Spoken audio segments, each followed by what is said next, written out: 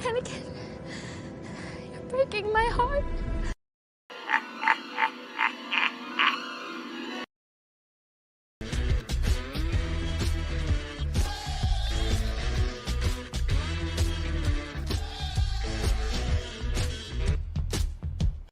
Hi! Hello, everyone. I'm going to get hit for like that clip, and I always get hit for my intro, and I don't even care. Seriously, Mara, every single stream that we do, acclaim because of my intro music, and I don't even care. I love that little dog. I love my intro so much. I'm never going to change it. I don't care. I don't care. Oh, man. Yes, I am sorry. Mara was like, the link. Yeah, I even went on Instagram. I was like, "Link me, woman." I know. That's my bad. I always seem to like lose track of time, especially when it's a little late, this late. I don't know. I just kind of lose track of time every now and then. Every now and then I lose track of time. But what is up? What is up? What is up? Hello. Hello, everyone. Welcome to Talk Nerdy to Us. Me and Mara. We go over the, I don't know, just the stories, the cringe of the week. We recap everything. And if there's anything new, we touch on that as well. But mostly it's just a recap of everything, especially since, well, Mara still does, but I don't really get my thoughts out there too much as far as like all of the pop culture stuff because I'm mostly on like Twitch just playing wholesome games because I feel like I'm just so checked out of pop culture now that like this is the only night of the week that I really discuss it, you know? And the rest of the week I'm just editing. I'm just editing for a lot of other people. So anyways, so yeah, this is really the time that I get out here and put my thoughts out there. And I think that I don't know, I might start to just kind of clip these and just make them like super late videos. I mean, I'm always late, right? I'm always late on stuff. Yeah. Always. Well, Sorry I'm late. Did you forget to set your alarm clock? Always late. I've just gone back into making videos. I'm trying to be frequent, but I kind of can't get out of talking about pop culture since I also have my other live stream that I do midweek. So it's like, yes, the cringe factory. Yeah. Let's say hi to the chat, Mara. Let's say hi. Corey is here. What's up? I'm pulling up. I'm looking at the freaking side one. Oh my gosh. I'm looking at my pop-out chat. I'm looking at my pop-out chat. What's up, Corey? Fiend. Not late. Nah, not late. Dan Blackroyd, what is up? He's feeding Slytherin a popsicle. A lollipop. Jacob, Mara's. I could go get a lollipop, but I won't. We were already late. I'm not gonna stop the stream just to get a lollipop. TD, what's up? Trey. Hello, Remy. The big question tonight is: will Steph DDT Mara? I told him if anybody's getting DDT tonight, it's him. Sorry, but at the same time, not sorry. Thank you very much, Remy. Look at that. Mara's in the chat. Hello, Stunning and Brave Megatron. Hello. Mara's talking shit. I see that in the chat as well. Mara's telling people to yell at me. Moo butt. What's up, moo butt? Everybody's yelling at me now. Yeah. I have no link. Yes, she does. I did not pass out drunk. Heath Nation, what's up? I did not get high either. I just lost track of time. Benzo, what's up, Benzo? How are you doing this evening? I will see you tomorrow in Ryan's stream, my mod partner over there. Mo is here. What's up, Mo? Mo. All right. Daniel. Hey, what's up, Daniel? Hello. And Cue Ball. Hey, Cue Ball. What's going on, Cue Ball? How are you this evening? Cutting Edge is here. Hello, Cutting Edge. Mike Hill. Hello. Oh my god, I really wasn't. Like, if anything, I look terrible because at one point I like laid down. That's pretty much it. Guymanite, dude, I like that. I really like that. Guymanite. I like that. I like that name. Daniel, hello. And the chat, oh, it kind of didn't. Tim F. What is going on, Tim F? Hello, Tim. Evening? All right. Oh my god. I'm never gonna get away from Jake the Snake. That's it. Get that lollipop. Yeah, she is. Never, ever, ever. Never, ever, ever. Mando Lango, you two are a great way to end the week. And hush, Steph, you look great. Thank you. Thank you very much. I feel like I feel like I need to take like a long just bubble bath after this. Do you ever do that? On like there's just days when you're just like, I just want to lay in the tub and fall asleep. Well, I get to that stage. I never do it, but yeah. I get that feeling. Yeah. I never do it either. Like I get I feel like that maybe like 3 times out of the month, 4 times, 5 I don't know. But I never really do it. I think like out of all the months this year so far, I've only ever given in one time. And actually like took a nice bubble bath with like bath salts and a bath bomb, like just went all out. Dude, I didn't want to get out of that tub. I was just like, holy shit, I forgot how awesome this is. That would be nice. Yeah, it was great. And then I was just kind of like, well, if it would ruin, I think it would ruin like the effect that it would have if I, if you did it like all the time, hot tub stream. I already did that maybe Florida. on G&G channel, and I love hot tubs. She claimed she wasn't getting high.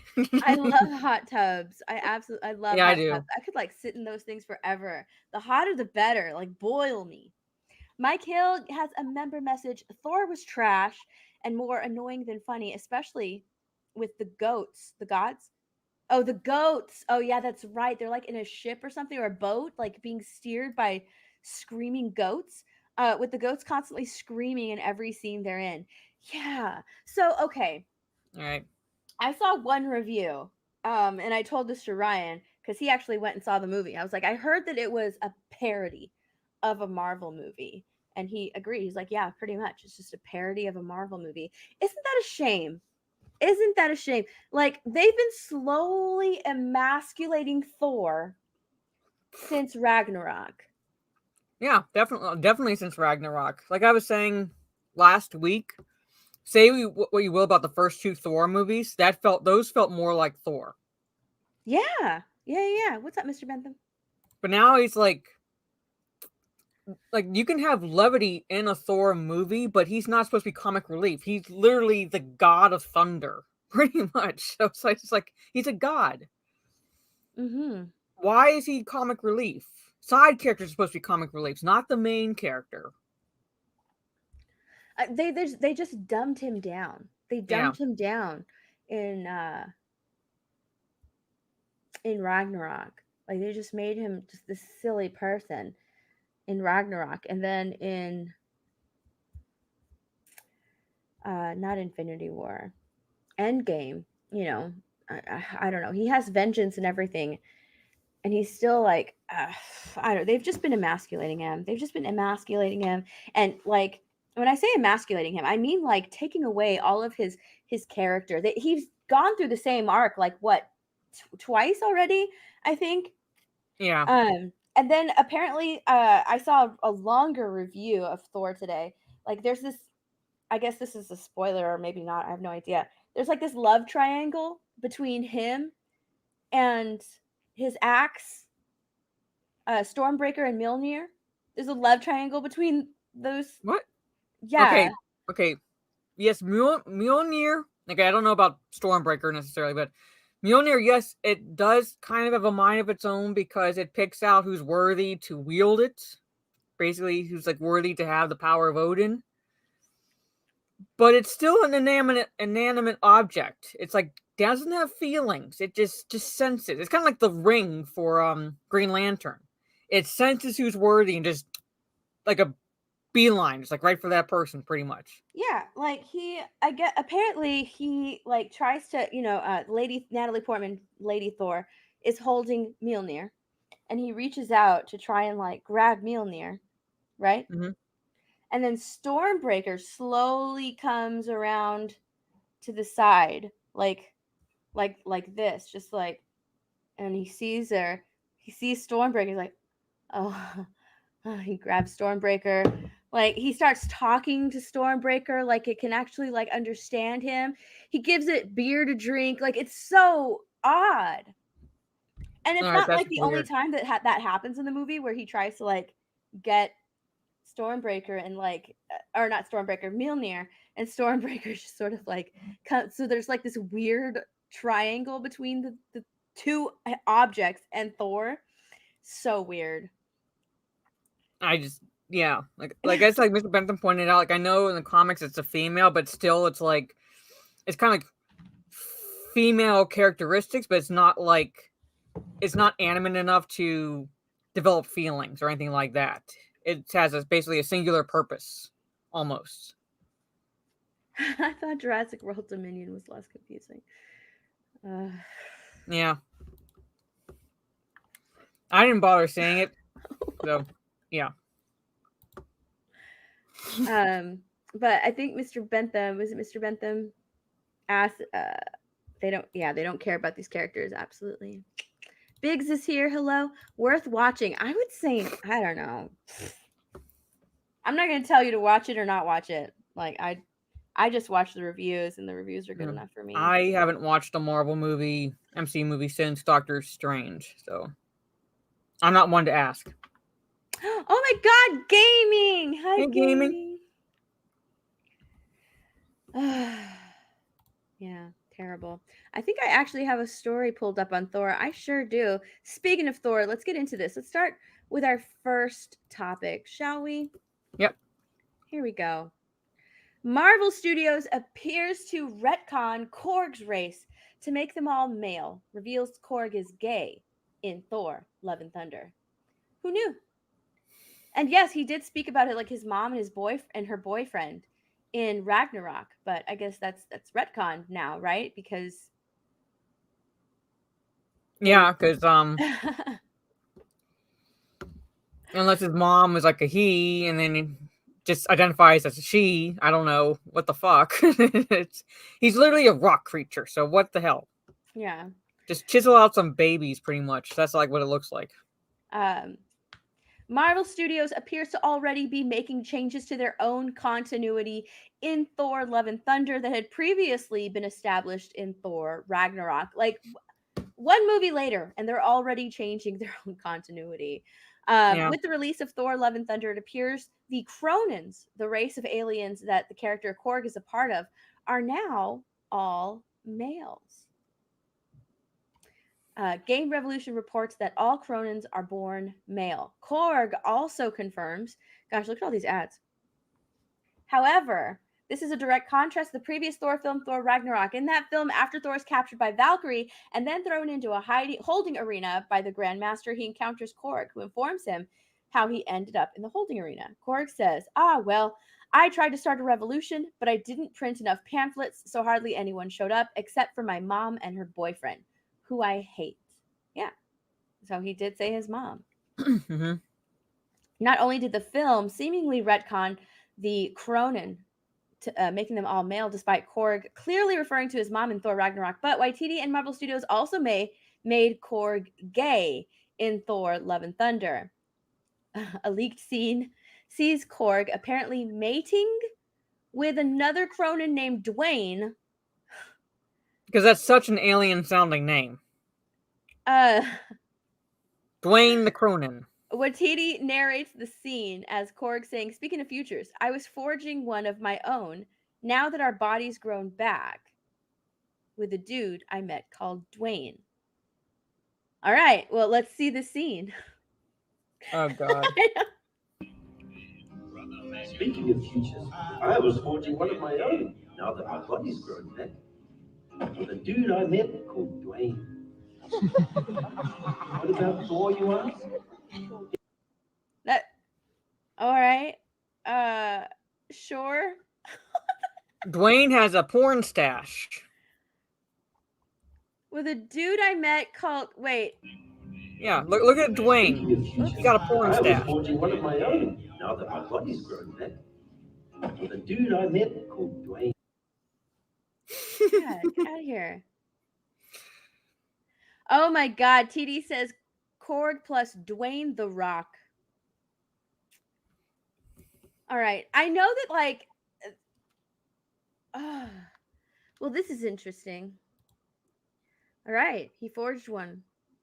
Cool. The Cronin attempted to launch an invasion of Earth using their superior technology, including a holographic dragon. Okay, so this is like the first appearance of the Cronins, the stone men from Saturn. All right. Oops. There was no indication that the Cronin were all male in the original story, with the only named character being Gore. In fact, in 2 handbooks, there's no claim that Cronins are only male or even any mention of how they reproduce. In the official handbook of the Marvel Universe number 5, published in 1983, describes their bodies. It reads, Cronin body chemistry is silicone-based. Their thick, virtually impenetrable stone-like hides somewhat resemble the Fantastic Four's Thing. Their strength increases in atmospheres with more oxygen. All right. And then there was a similar entry. The Cronins have been called the Stone Men of Saturn because they once had a base on one of Saturn's moon. They attempted to conquer Earth, but they were repulsed by Thor. Okay. All right. However, Greg Pak will reveal in World War Hulk After Smash Warbound number 4 that Cronin reproduce by grasping hands and searing them together in lava of Mount Krona. So they were already doing the force Skyping touch, reproducing before Star Wars. Yeah. They touch hands.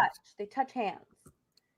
In Mount Krona, they then sit for days fasting and singing until their hands crack apart and new rocklings spill forth in the fullness of time.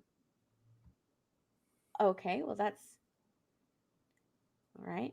Korg relays the story following the death of his fellow war-bound member. He would have been asked him to perform the honor with him. Look at that. Look at that little baby. Mm-hmm. There it is. When did that...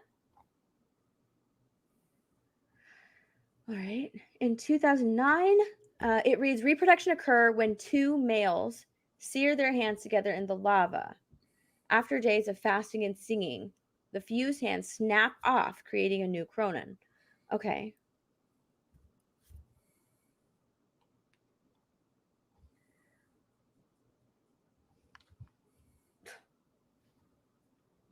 So, like, to me, that comes off as that's how they build their army.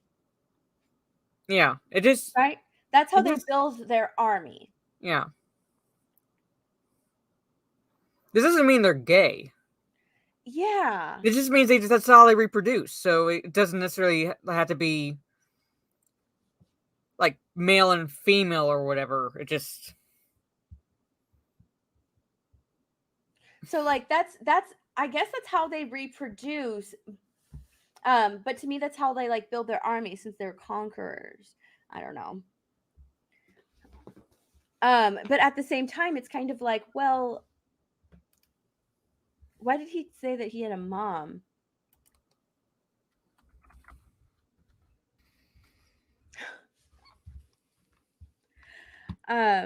Really quickly, Mike Hill, Korg's date was named Dwayne.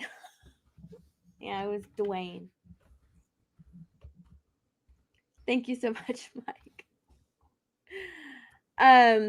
Where's it at? Yes, Orange Hat. Orange Hat did a whole stream, didn't you, on Thor Love and Thunder?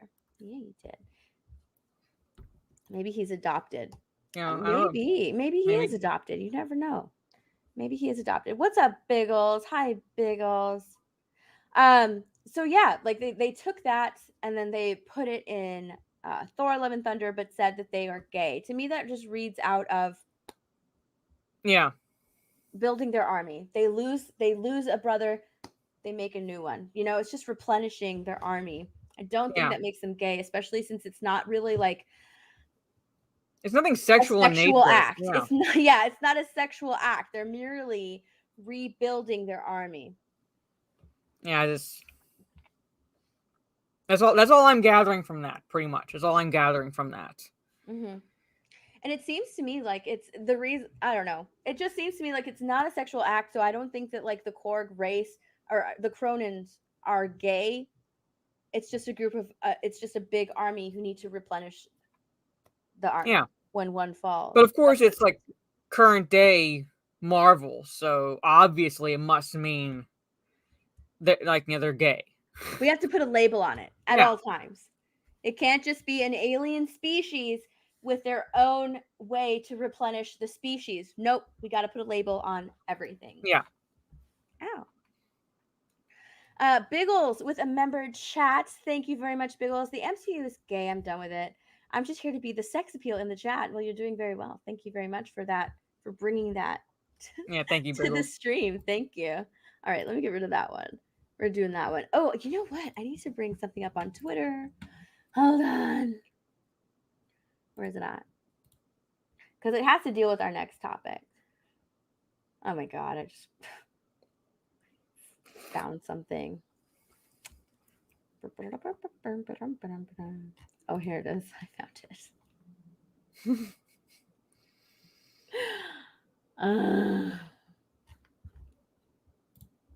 Oh my gosh. What's up? You feel like it's gonna be painful. It's not painful. It's just like it's not painful. It's just hilarious. It's just hilarious. All right, we're gonna talk about Lightyear, right? He gave his axe a beer to drink. He did, Corey. What's up, Joffrey? Yeah, he did. Okay, let's see. Let's start here. Lightyear director. Fuck, get out of here. Lightyear director Angus MacLane attacks critics after the film gets embarrassed by Minions: The Rise of Gru. Yeah. Get out of here, ads. God. Look at all these fucking ads. All right. Lightyear director Angus MacLane decided to go after critics of his films after it got embarrassed at the box office by Minions: The Rise of Gru. That's something that I want to go see. I want to go see Minions. I want to go see Minions. I love the Minions. I love I kind of do too, but I don't know if I want to see it in theaters. Lightyear opened at the box office to a dismal 50.5 million, according to the numbers, and never found its legs as it saw a 64% drop in its second weekend, only bringing in 18.1 million by its third weekend. It dropped another 64% to bring only 6.4 million. Ouch. The film currently has only grossed 107.7 million at the domestic box office and 81.9 million at the international box office for a combined worldwide box office of 189.6 million. That's still a lot of money. But not for a Disney Pixar film. Oh, no, not at all. And I think that Lightyear had to make like, what, 400 million or something like that? Like, it had to make a lot of money in order to make money, in order to be profitable. And yeah, dude, it is failing. It is failing so hard. Fuck. Get out of here. In contrast, Minions: The Rise of Gru matched Lightyear's entire domestic run in its opening weekend, bringing it at $107 million. The film's domestic gross currently sits at 140.6, international 93.7. Combined, its gross 234.3 million. And TD said Ryan says 500 million. Okay, it had to make 500 million. And damn, it is not even going to get close to that. It's not going to reach 500 million. How much did that cost to make? Was that like from delays or something? For 500 million for a Disney Pixar film seems like a lot. I know, that's crazy. So Angus MacLane would lash out at critics of Lightyear, and especially those comparing Lightyear to Minions. How dare we compare two children's movies' box offices, right? Like, how dare we compare movies to say, hey, I prefer this one over the other? How dare we? How dare you? He retweeted Lon Harris's tweet that said, "Gonna get 100% serious for a moment. If you are reading this and you think Lightyear versus Minions represent a real political or social debate such that you can read a deeper meaning into their box office totals, log off the internet immediately. You have been poisoned. First, I have to ask, what the fuck is his point? I was just gonna say, like, what does that even mean? Log off the internet. You've been poisoned because you're taking like a political and social stance on these two movies.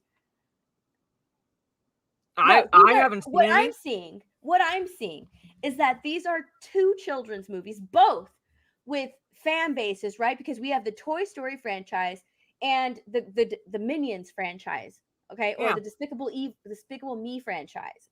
Both franchises. One has been around a lot longer than the other, okay? So it has a lot of fans. The other one has a lot of fans as well. Two children's movies where we're going to change this one. We're changing this one because we're getting rid of the voice actor. It's not going to be related to any of the Toy Stories previously beforehand.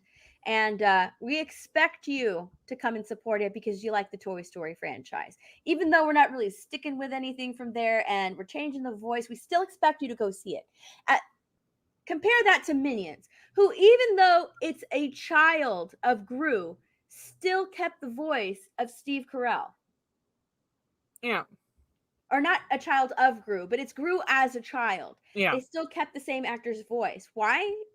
Because that's the actor who voices that character. Kung Fu Panda has I don't know how many movies, but Jack Black is Poe. Yeah. He will always be Poe. And Jack Black, kids, even Poe, when I was like younger, all the voices come back. All the voices come back for each one. All the voices come back. Kids aren't as dumb as they think. Like, we're very keen. I remember, watching a bunch of cartoons when I was younger, and like the next season would be on. It's like, the voice sounds different. Why does the voice sound different? Mm-hmm. Why does the voice sound different? Like, they know that stuff. They pick up on it really quickly because they watch it over and over and over. Kids will watch something that they absolutely and positively love over and over and over, and they'll notice the slightest difference in something. Yeah. And that's why the same characters usually come back. What's another? Spork Raid, thank you so much. What's up, Jane Theory? Hi. And then we have what is his name? Mike Myers. Oh, you're talking about the Shrek movies. As Shrek. Yeah, they kept the same actor as Shrek. Why? Because that actor is Shrek. And they've done Shrek and like little different like spin-offs of Shrek. Mike Myers is Shrek. But we take Buzz Lightyear, make a Buzz Lightyear movie without the voice actor of Buzz Lightyear in Tim Allen. But I think like when Woody got his own like little solo movie, they kept Tom Hanks. But we're gonna get rid of Tim Allen. So yeah, well, that was like the first big mistake they made, and then second one was when they made a big deal about the gay kiss. Mm-hmm. They're gonna have parents going, "Am I gonna want to take my child to go see this because of all like the like grooming, indoctrination things are going on, particularly connected to Disney." And then am I gonna want to take my child to go see this and it's like have them kind of like push this agenda in what's supposed to be a kids movie? Yeah. So like building on top of that, yes, Disney has had a lot of bad press lately.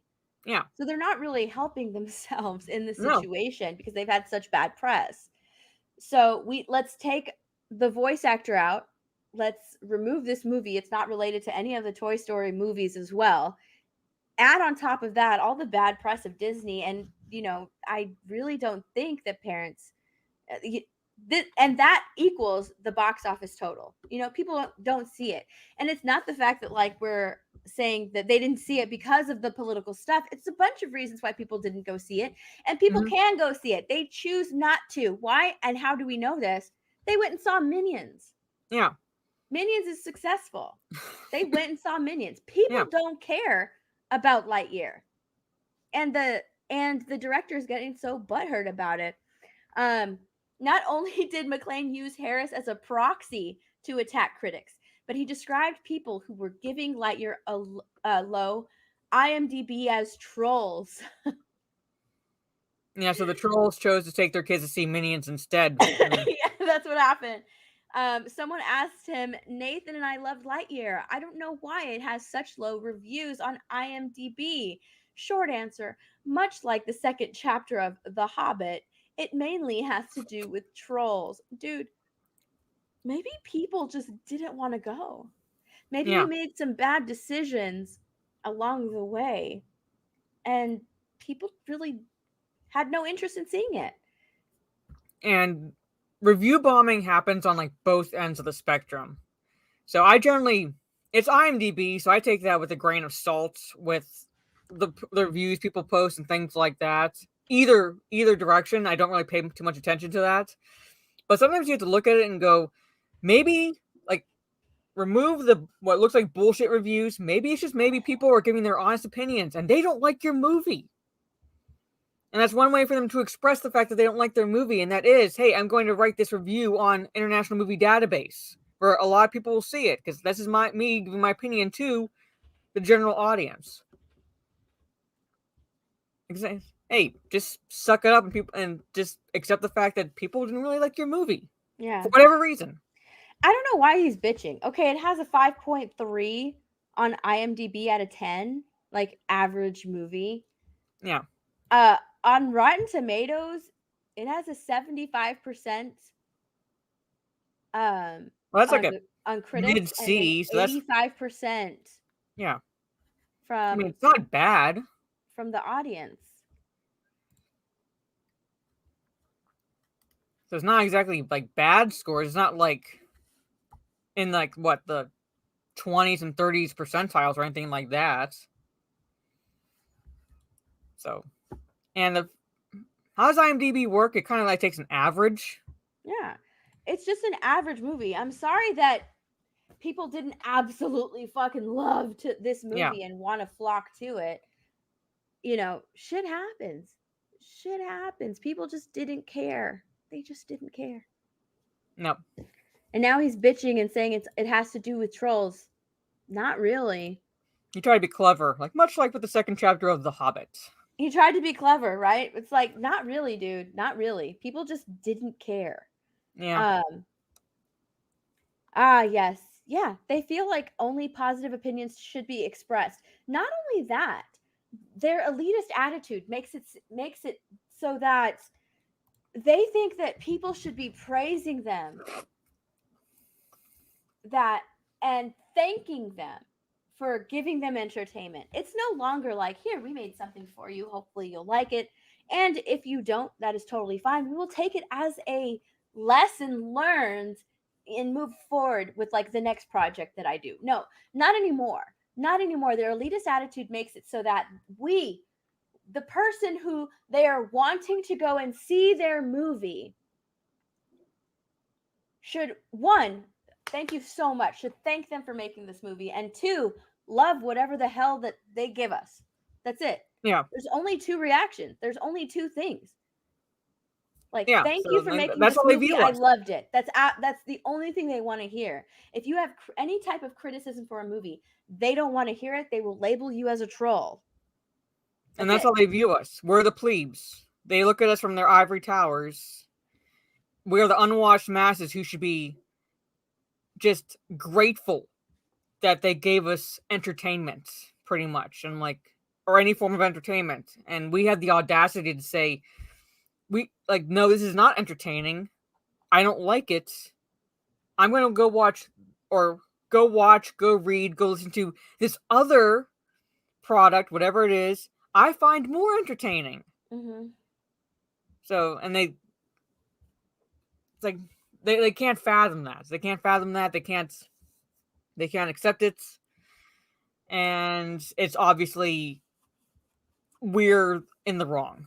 Not that they are a crap product. We're in the wrong for not liking it. So. I know. It's ridiculous. It is so ridiculous how they're just like, here, I give you this. You better fucking like it. Mm-hmm. That's like their attitude. Here's this. You better fucking like it. You better take it and watch it and fucking like it. Yeah. How horrible. Really quickly, Daniel. Hi, Daniel. Hey, Mara, what did you think of the fruit chocks I sent you? Steph has been banned from South Australia. Dude, I didn't like the mango ones because I don't like mango. I haven't tried the peach ones, though. I do like I've not had a chance to try them. I wanted to do it on stream, but I've been setting up my new PC. So I have not been, like...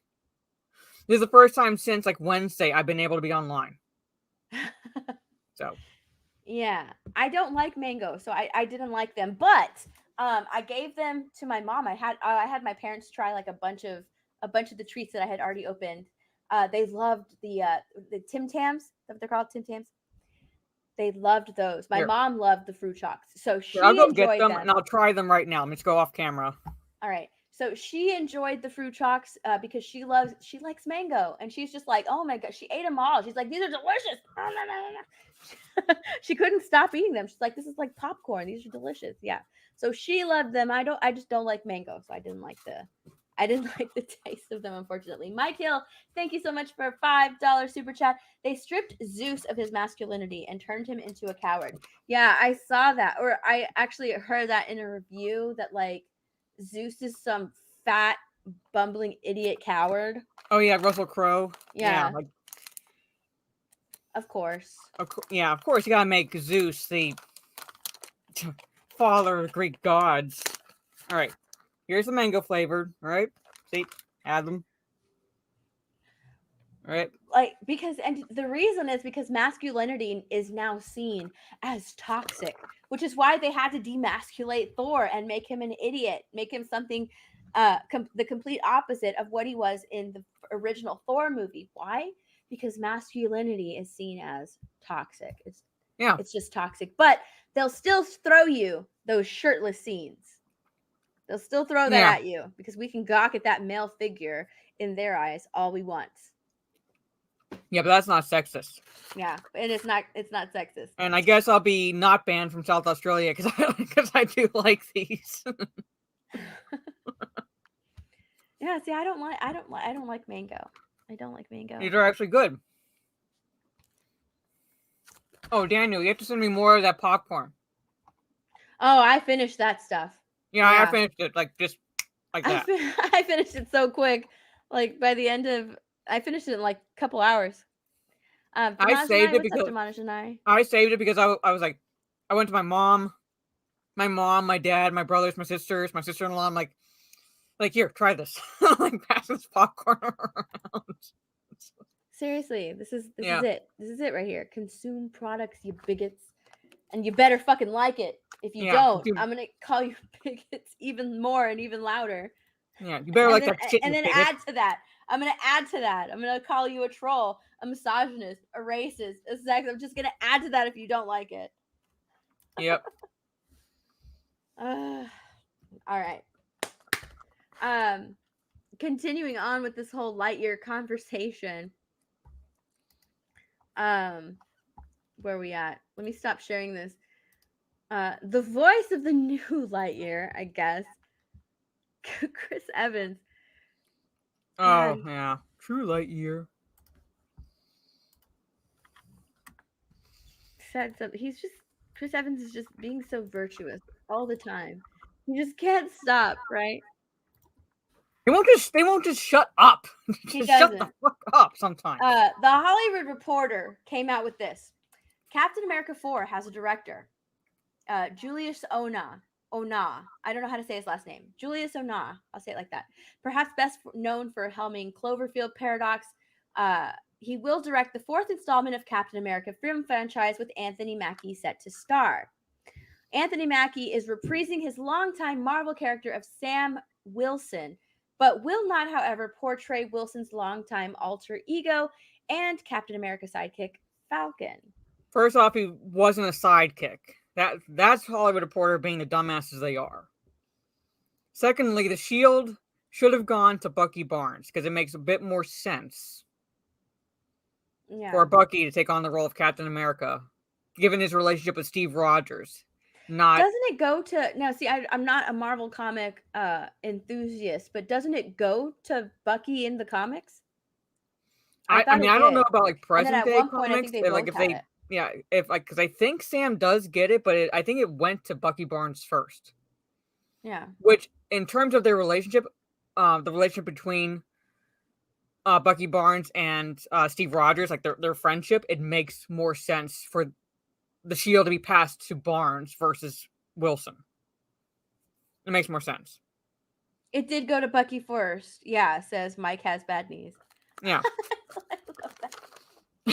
Thank you. I'm saying I knew it like went to Barnes first, but because like this is present day Marvel, so we have to skip the white guy and give it to the black character pretty much. I like Sam Wilson. I like Anthony Mackie as the Falcon, but in terms of comics, no, like Bucky got it first.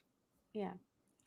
It's unclear if Chris Evans would reprise his role as the first Captain America, though if the question of who is entitled to carry the shield continues, all bets are off. Having stacked casts and solo outings is a key Marvel ingredient at this point. So then Chris Evans responds to all of this and says, Sam Wilson is Captain America. Thank you, White Savior. Yeah, I saw I like Disparu's comment. Yes, you died off like a dinosaur. I had to. But a bunch of people quote tweeted, including like Jeremy and Ryan. They quote tweeted Chris Evans and said Tim Allen is Buzz Lightyear, which is great. There you go. Which is great. I laughed so hard when I saw this. Though. You died off like a dinosaur.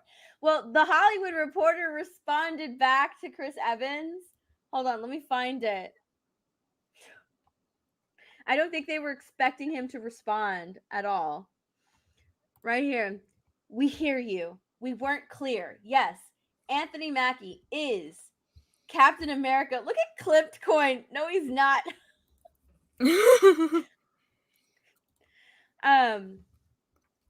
I just thought that was so fun. I was just like, we hear you. We weren't clear. Yes, Anthony Mackie is Captain America. Like, I get it. You know, we passed over the mantle. They took responsibility. They were just asking a simple question, like, will Chris Evans reprieve his role, like, as the early Captain America? Like, it was a simple question.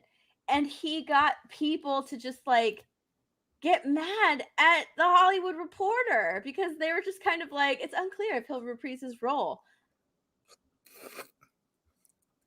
It's so ridiculous. Like, to be fair to the Hollywood Reporter, like, well, I mean, are they going to show scenes from like Steve Rogers in the past? Is he going to be old? I mean, it's probably what they were getting at. Pretty much. But no, accept it. This is your Captain America now. It's like, okay, sorry.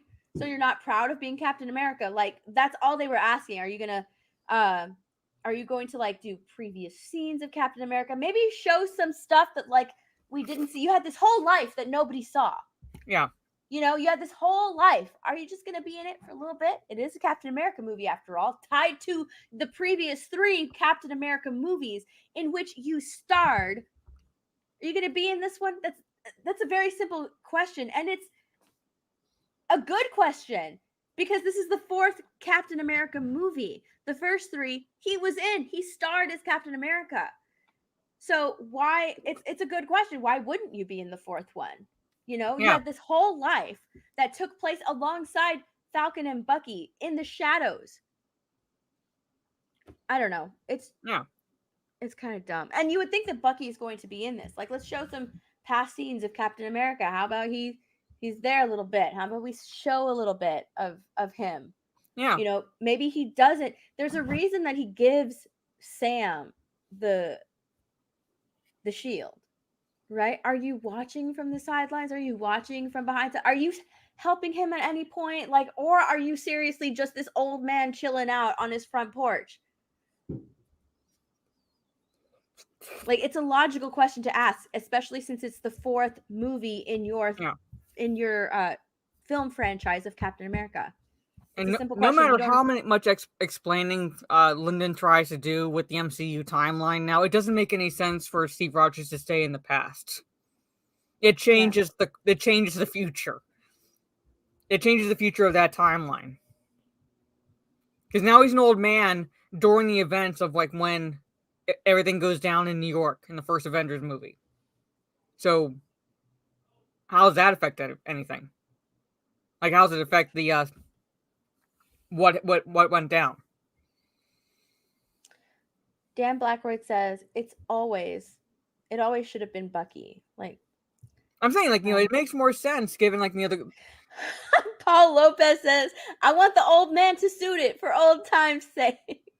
Like, what would be interesting is if, maybe he did reprise his role. And you know how Captain America, I think, like, in which movie was it?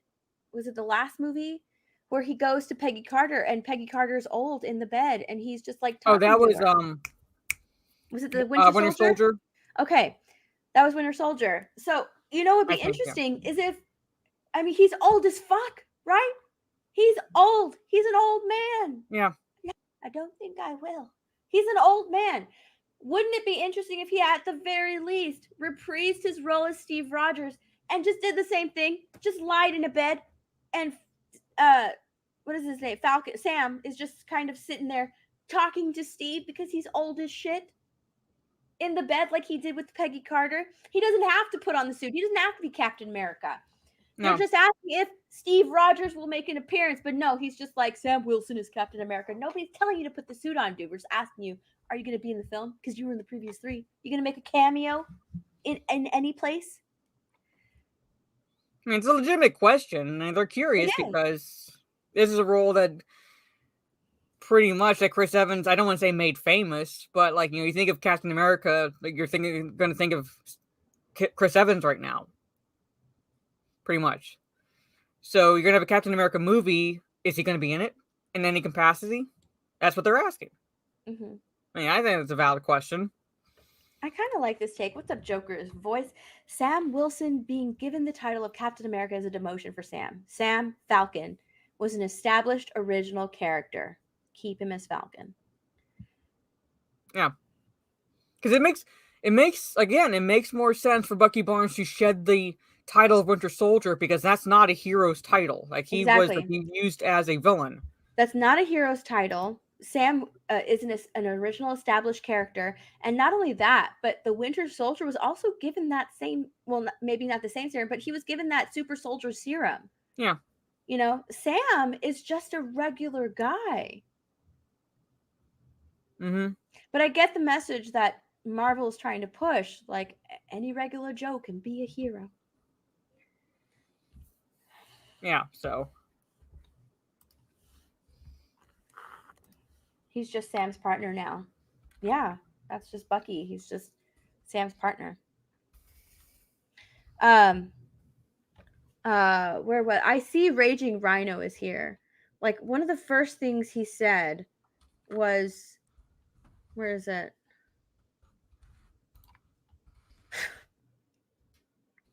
Rey is Palpatine. Hi, We're Rhino. not even talking about Star Wars. I know. Oh my God. Okay, first off, Rhino, your opinions on Star Wars right now, you're playing Jedi Fallen Order. Willingly playing Jedi Fallen Order. Which one is an act? Is this an act, or is your Twitch streams an act? Hello, Sean. We're not even talking about Star Wars. He just comes in here and talks. Rey Skywalker is Captain America.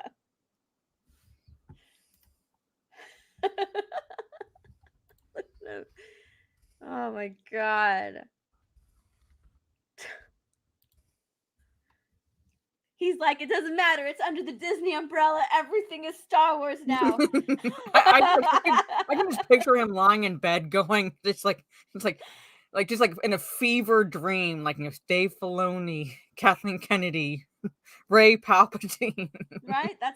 Those are all the things that he says when he's sleeping. Rhino talks in his sleep. God,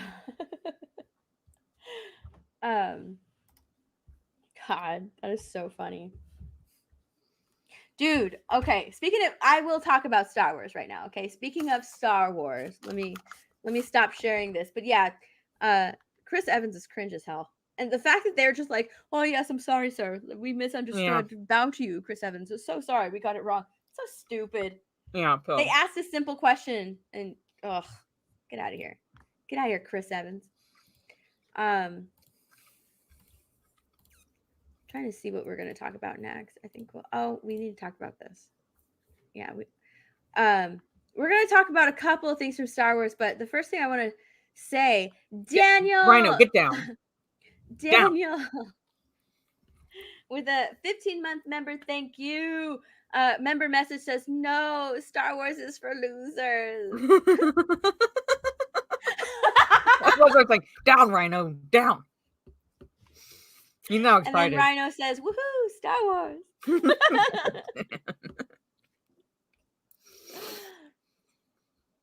Oh my god. That's so funny. I love how these two messages are back to back. All right. God, I wish I could pull up member messages because Rhino's like, woohoo, Star Wars. And then Daniel's like, no, Star Wars is for losers. That's funny. Yeah, like StreamYard needs to get on that. Yeah. Like the member chats and the super stickers. Like be able to see them on the StreamYard site. I think you can figure out a way to do that. So. All right. Hang on a second. So we are going to talk just a little bit about Star Wars. Trying to get all these fucking ads out of here. God, bounding, seriously. I gotta save these for tomorrow so I can snack on them during D&D. The first thing is the Star Wars Twitter account is so ridiculous. It's so fucking ridiculous. Have you looked at it? I was before the stream. This is kind of why I lost track of time because I was watching It's a Gundam's review of Kenobi, and he has like guests on his who came on his little review and sort of like reviewed a single episode. Like I think he did like the first 3 and then guests for the last 3 episodes, but he just chucked them all into one video together. It was really good, but he mentions the Star Wars Twitter account. I don't pay attention to that account. So. And I like looked at the Star Wars Twitter account because I was just like I saw it for a little bit, but then I kind of forgot about it. I was just like, okay, that is kind of cringe. Star Wars Twitter account's kind of being cringy. And then I remembered like what the Star Wars Twitter account do. Like they love ratioing the haters, you know? And so he brought that up in his video. And I was like, I wonder what the Star Wars Twitter page is doing now. And I'm looking at it and I'm just kind of like, God, what is going on with the Star Wars Twitter account? It's just so sad. It's so sad. It is. It's just like, here comes the Jawa juice with the hot takes. It is very sad. They like, I don't know, the mighty have fallen pretty much. I just picture a Star Wars account woke up and chose chaos. We just want answers, Kristen. Who the fuck is Kristen? I don't know. So it's like, I just picture this. Someone said Dagobah, Jabba Jabba. Bruce, what's going on here? Like, it's just really fucking I just picture an effeminate looking dude with a hipster bun and like thick black glasses who identifies as a they them running the accounts.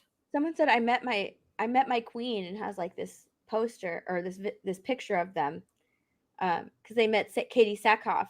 And the Star Wars Twitter account said, we hope you didn't ask her where the Darksaber was with 2 eyes. I don't know. It's just so weird.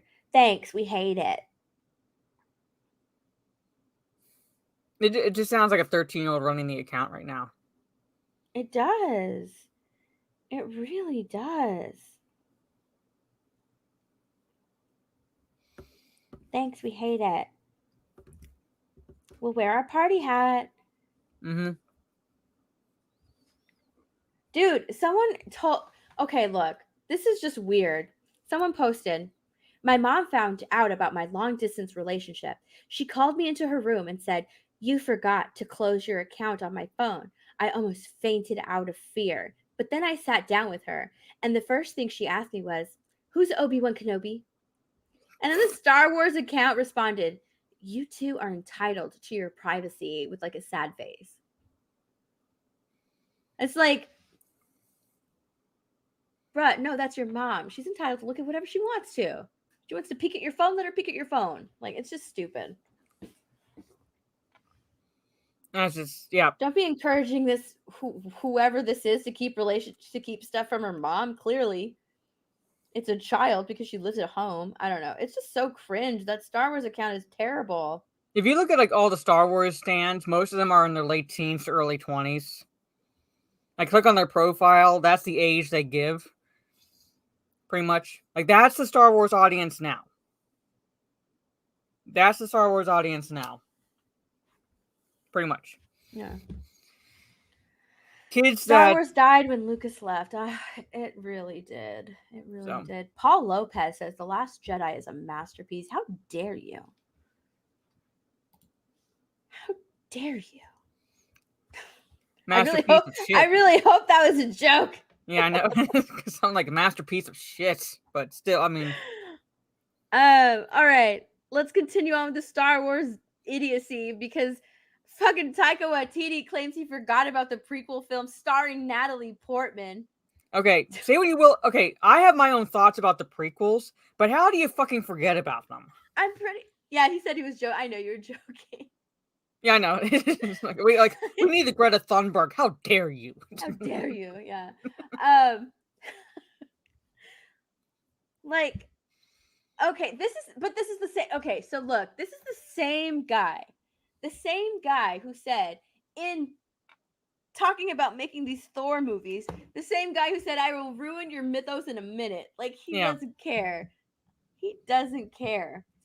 Oh yeah, the excuses from Taika stands. He's just joking. He's just joking. Dude, oh my god. You have no idea. Let me pull this up really quickly on my phone because oops. Actually, that's actually where I want to go. All right. Hang on. Let me pull it up on here too. Cuz I kind of want to show you guys. Where is it? Okay, here it is. Following. God, don't they have a? I think they do.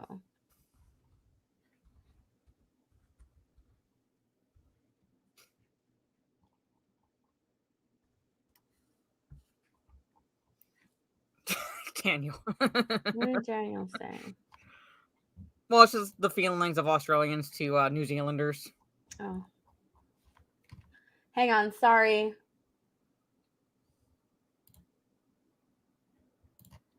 I thought TikTok on desktop had fucking dark mode.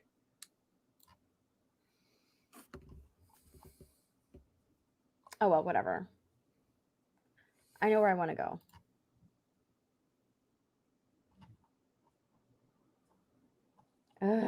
Following so many people. Actually, no, I'm not, but I follow way too many people who post too much. Wait, what is this? Oh. Oh my god, Brody! Okay, hold on. Yeah, excuses, he's joking.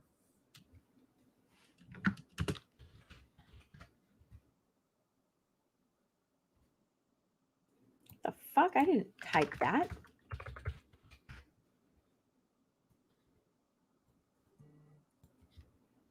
All right. So if you guys didn't know,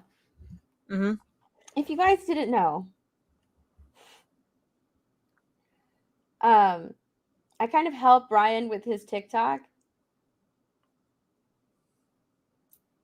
And so I made him a couple of videos for his TikTok, or all of them actually, for his TikTok. And we did one about Taika Waititi forgetting that Natalie Portman was in them. And there are some people saying like, a very busy man made a simple mistake and forgot someone was in movies. It's not a big deal. This literally doesn't matter since the movie he is making won't involve anything from the original 9 movies. He was joking. Holy shit, he's joking. I love Star Wars. It's not that serious. In fact, it's not serious at all. Again, that's indicative of the current fandom. Yeah. I love it, but it's not that serious, guys. Just serious. accept it. It's not that serious. Star Wars multiverse. This is one, right? Okay, Star Wars. Okay, first off, okay, I'm gonna get like Hold on, Wars wait. is not a fucking multiverse. It's not a multiverse, right? Tell me you're not a Star Wars fan. Star Wars multiverse, bring all the previous characters back, but just have them play different characters. Like, that's what they think. Well, in fairness to these okay, I almost said a gamer word. In fairness to these morons, all right. In fairness to these morons, that's how Disney is treating it. Like Marvel. Disney is treating Star Wars like Marvel. Star Wars is not comics. It's not comics based. It's its own. It's a singular timeline. But then you have these stands on Twitter going, "Oh my God, they can open up different timelines with different multiverses and bring these characters back, but different." Kathleen Kennedy said Taika's film would be the next Star Wars movie. So maybe there's just a delay in filming. Bro, that doesn't change the fact that you can't ask these people how Rian Johnson's trilogy is going. Ask them how's Rian Johnson's trilogy going. Remember that announcement that Kathleen Kennedy made back in when Last Jedi before it premiered? That was like what, 5 years ago? How's that trilogy going? Yeah, they said he's joking. Like a bunch of people, like, he's joking. Nah, that's like forgetting Jeff Goldblum was in Jurassic Park, right? Yeah. Pretty much. God. Oh my God, it's just so hilarious. Like the excuses, the reaches. He's just kidding. Nah, he's gonna bring her. Maybe he'll make a different character. They have a multiverse after all. It's like, no, this is one canonical timeline. That's it. It's one timeline. God. Yeah. Pretty much. So yeah, Thor: Love and Thunder director and the upcoming director and writer for an untitled Star Wars film, Taika Waititi really recently revealed that he forgot about the Star Wars prequel films starring Natalie Portman. Like, again, this is the dude that said, "I will ruin your mythos in a minute." Like, I don't doubt that he probably would bring her back in and be like, "Let's just make you an alien. Let's just make you an alien," or some shit like that. Like, I have no doubt. The dude will probably do that. He spoke to Rolling Stone to promote Thor: Love and Thunder ahead of the film's release. During the interview, he was asked, "What was your initial conversation with Natalie Portman like?" And he responded, "Basically, I was like a lot of fans, Miss Jane Foster." Hold on. Basically, I was like a lot of fans, Miss Jane Foster, and people want to see her again. It just seemed like the perfect opportunity because the character is so great. The Jason Aaron run of Thor. The director detailed how. I'm sorry, I was looking at the side. The director detailed how they brought Portman back for the role of Foster. Kevin Feige was already like, "I'd love to try and figure out a way to bring Mighty Thor into this film and bring Natalie back." It didn't take much convincing. She had never heard of that run in the comic. So I just dropped some comics for her. Anytime you ask, "How did we cast so-and-so?" we offer them millions of dollars and they say yes. He laughs. Okay, hold on. Scroll back up. He says, "I'd love to try and figure out a way to bring Mighty Thor into this film." Actually have fucking Thor in that film. How about that? The actual Mighty Thor. Did that cross his mind? And I think the only reason, like, was it true about the spoilers? Does Jane Foster cross over to Valhalla even though she's not an Asgardian? I have no idea. Even though she's not anywhere near a god? I don't know. Maybe she does. She has the powers of Thor. Yeah. He then touched on Star Wars, revealing that Portman asked him what he planned to do next after Thor: Love and Thunder. He said, "Natalie said to me, 'What do you do next?' And I said, 'I'm trying to work on a Star Wars thing. Have you ever wanted to be in a Star Wars movie?' And she said, 'I've been in Star Wars movies. I forgot about those ones.'" Of course he's joking, folks. He's joking. He's joking. Yeah. No, I honestly, it wasn't a joke. It wasn't a joke. Where the "You're Breaking My Heart" clip would have been a great lead into the segment, and I wish my head wasn't hurting, so I could have thought of this sooner. We can still do it. Anakin, you're breaking my heart. Seriously. Yeah. Seriously. She's Anakin's wife and gave birth to Luke and Leia. Like, you just forget that? Yeah. You know, like, it's one thing to forget about like a minor side character in the movies. I'm not saying like it would have excused it, but at least it would have been like a minor character that like you would have been like a really big fan of the movies to like remember. But Padme Amidala, Yeah. like, Leia's mom. She's the whole reason why Anakin turned to the dark side, because she wanted him to save he wanted to save her life. Like, are you kidding? What the yeah. hell? I mean, it's kind of a big deal in terms of like the plots. He wants to save her. Like, This is she ultimately this is turns him like to the Game dark of side Thrones, because right? of all that, and This is she's like Luke and Dan and Leia's Dave. mom. This is like Dan and Dave on Game of Thrones. Well, Yeah. Danny kind of forgot about the Iron Fleet. Like, you just have that moment. Like, Taika just kind of forgot that she was already in Star Wars. Yeah. What's going on? You're just hiring people based on like popularity. No, you don't hire based on popularity. Like, the people involved in these things should actually want to be involved, should actually love the franchise, should actually know the franchise, should want to actually, pick up the franchise and actually pick up the pieces and want to put the franchise back together. That's not Taika Waititi. Not Taika, I will destroy your mythos in 1 minute, Waititi. Yeah. That's not the dude you bring in to helm The new Star Wars film. Yeah. Not at all. All right. We're done with that. We're done with that. Let's do this. Let's talk about this.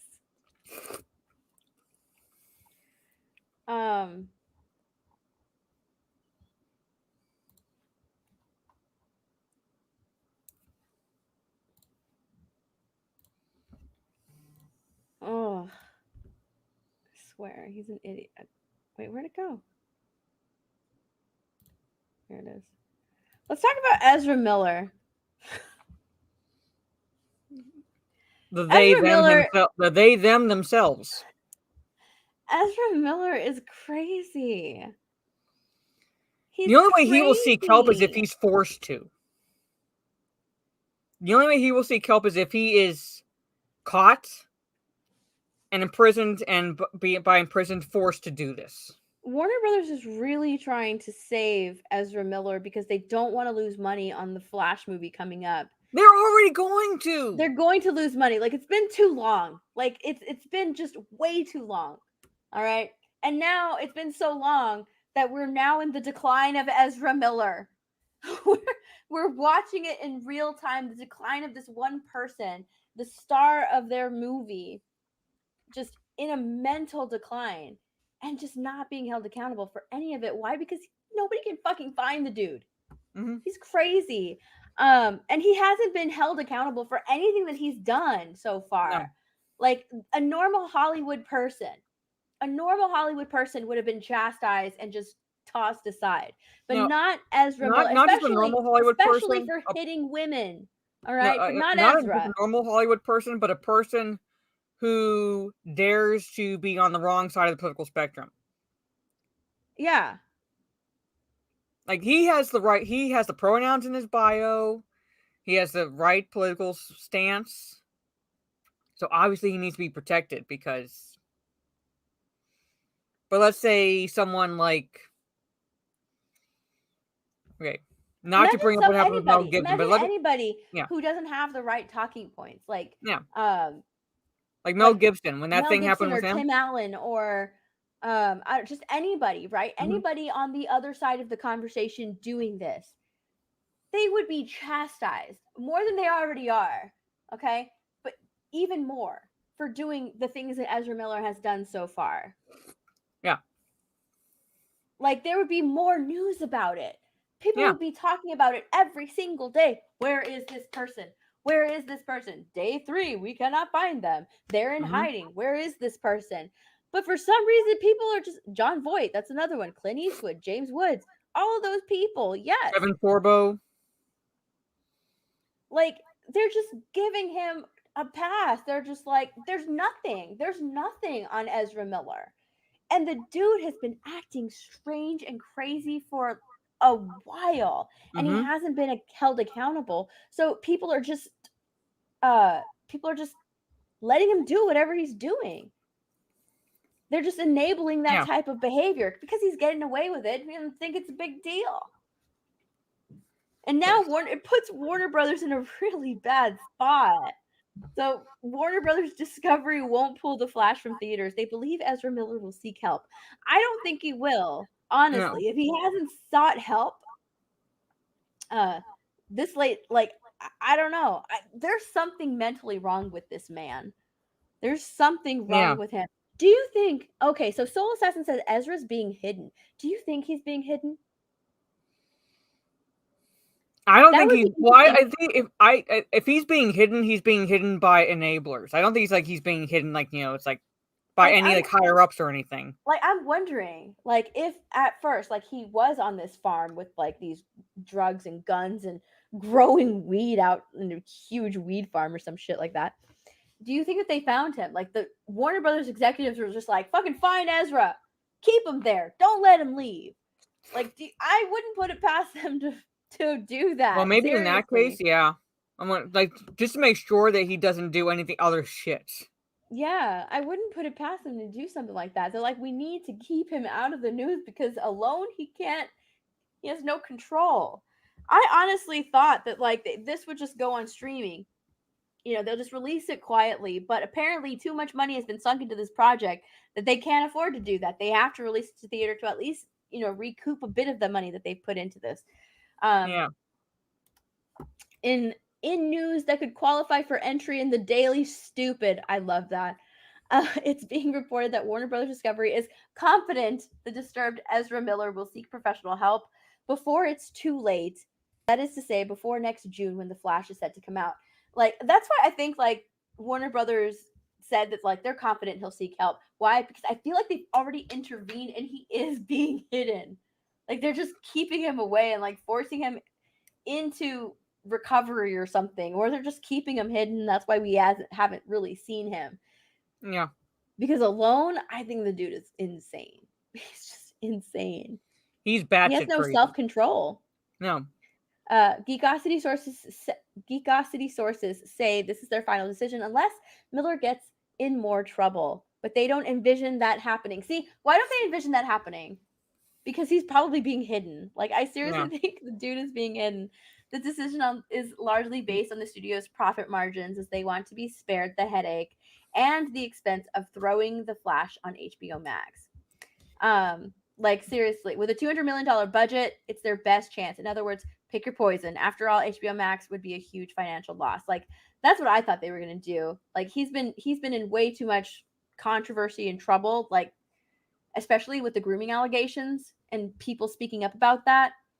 I really thought that like they would just secretly put it on HBO Max, but I mean, since they have to recoup some of that $200 million budget, then yeah, it makes sense from a business standpoint to put it in theaters.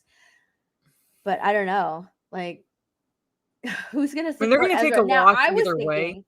They're gonna take a loss either way. It's just how big of a loss are they willing to take?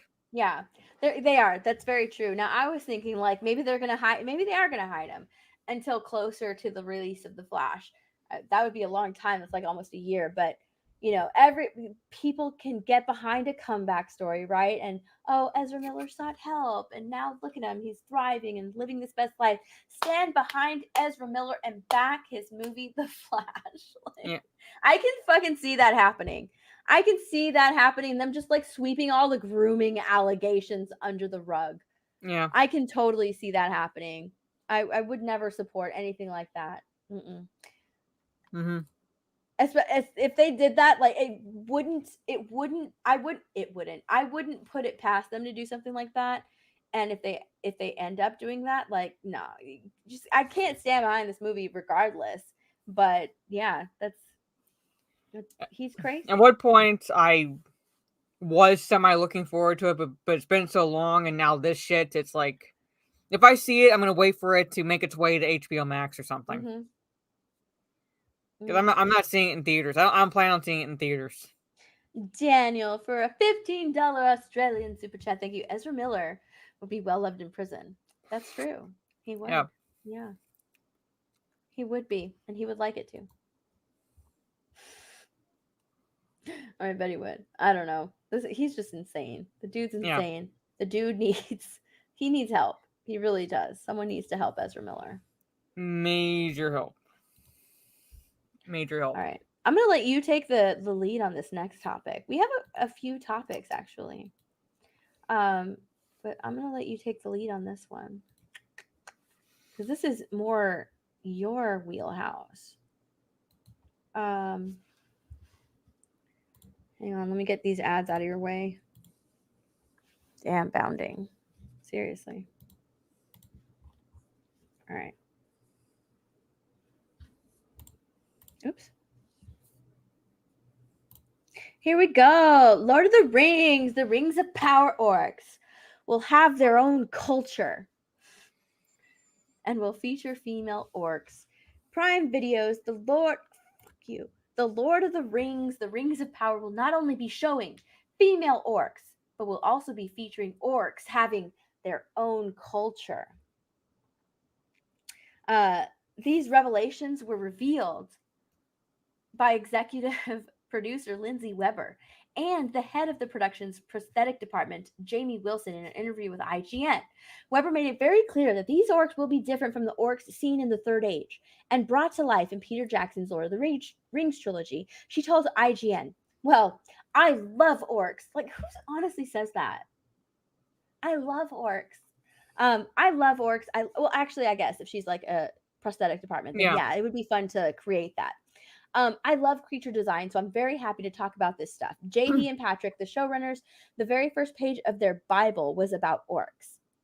They have a real passion for them. They love practical prosthetics and design, and they felt that they needed exploration given that this is the Second Age and thousands of years before the events of the Third Age. Okay, first off, this is not the Second Age. They have no rights to the actual history of the Second Age, which is the Silmarillion or the Unfinished Tales. So this is in name only, pretty much, Second Age. All right, and I'm going to give... I like my best friend doesn't work, yes. I'm going to give my thoughts on their culture, but I want to see this quote, pretty much, about the orcs. Yeah.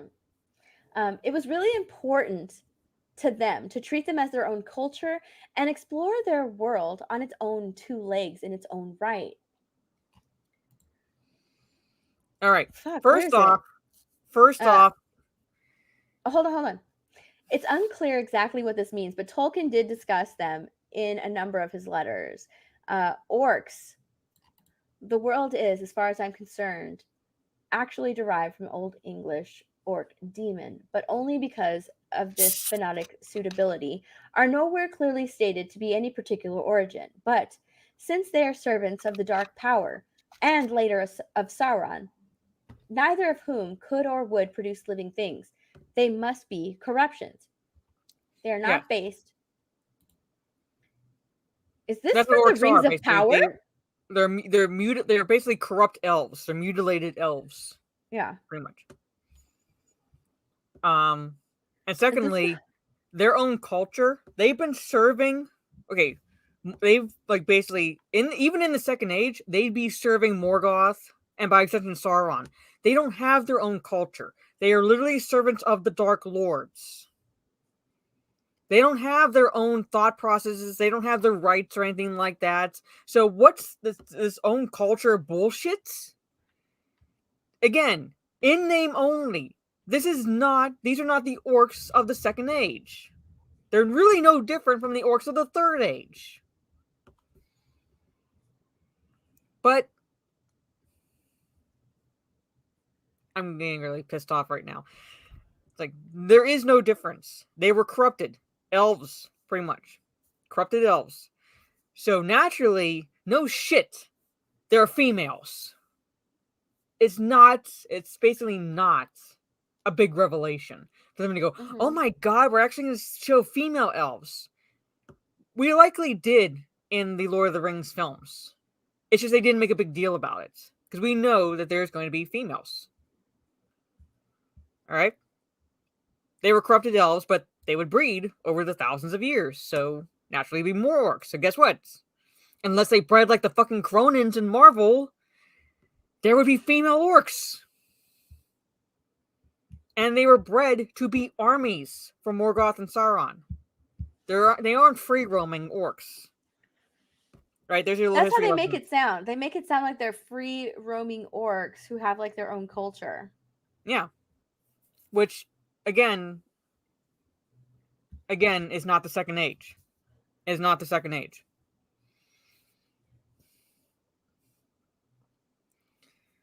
The orc isn't black, now I'm offended. I saw that. Hi, Tina. Good evening.